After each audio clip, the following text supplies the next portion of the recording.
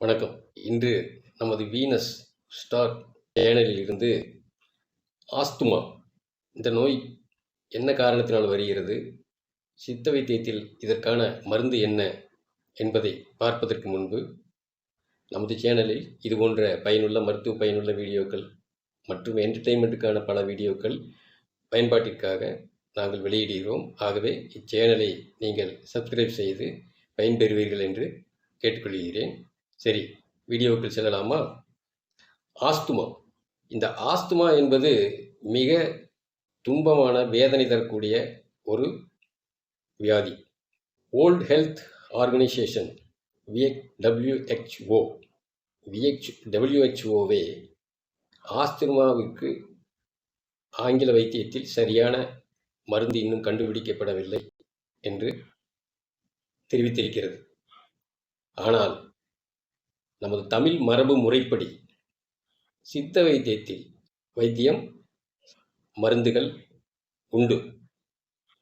நமது முன்னோர்கள் அந்த சித்த வைத்திய முறைப்படிதான் இந்த ஆஸ்துமா நோய்க்கு மருந்து உண்டு இந்நோயிலிருந்து விடுபட்டு வந்திருக்கின்றார்கள். அதன் அடிப்படையிலும் சித்த வைத்திய பாரம்பரியத்தில் நாங்கள் வந்தவர்கள் என்ற முறையில் இந்த ஆஸ்துமா நோயிற்கு என்ன வைத்திய முறை, மருந்து என்ன என்பதை பார்ப்போம்.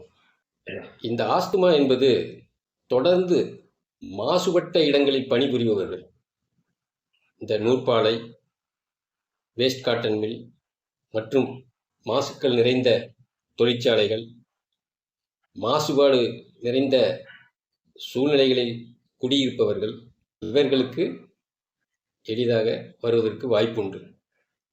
மற்றபடி குளிர்ச்சி உடம்புக்காரர்கள் குளிர்ச்சியான உணவுகளை தொடர்ந்து எடுத்துக்கொள்வதாலும், சுவாச உறுப்புகள், நுரையீரல் மற்றும் இவைகளில் கபம், சளி தொடர்ந்து சேருவதால் அவை முற்றி சுவாசக் கோளாறுகள் உண்டாகி பிறகு அதே ஆஸ்துமாவாக மாறுவதற்கு வாய்ப்புகள் உண்டு.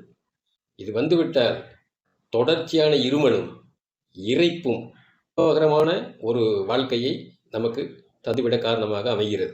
மேற்சொன்ன இந்த காரணங்களிலிருந்து நீங்கள் தவிர்த்து கொண்டு இந்நோயிலிருந்து விடுபட முயற்சி செய்ய வேண்டும். ஆரம்ப நிலையில் ஆஸ்துமா வியாதி உடையவர்களுக்கு என்ன மருந்து என்றால், ஆடாதொட என்று நாட்டு மருந்து கடைகளில் கிடைக்கும். ஆடாதொடை சிறிதும் துளசி சிறிதும் இவைகளுடன் சிறிது மிளகு இவை சேர்த்து கசாயமாக காய்ச்சி வெறும் வயிற்றில் காலை மாலை அருந்தி வந்தாலே நல்ல பலனை தரும் என்பதை உங்களுக்கு கூறிக்கொள்கிறேன். ஆஸ்துமா முற்றிய நிலையில் உள்ளவர்களுக்கு 2 வைத்தியங்கள் உண்டு. ஒன்று கண்டங்கத்திரி. நான் சொல்லும் மருந்துகள் அனைத்துமே சித்த வைத்தியத்தில் எல்லா நாட்டு மருந்து கடைகளிலும் கிடைக்கக்கூடிய ஒன்றுதான். இதனுடன் சிறிது மூக்கிரட்டை, இவை சூரணமாக வாங்கி கொண்டாலும் சரி, மூலிகையாக கிடைத்தாலும் சரி.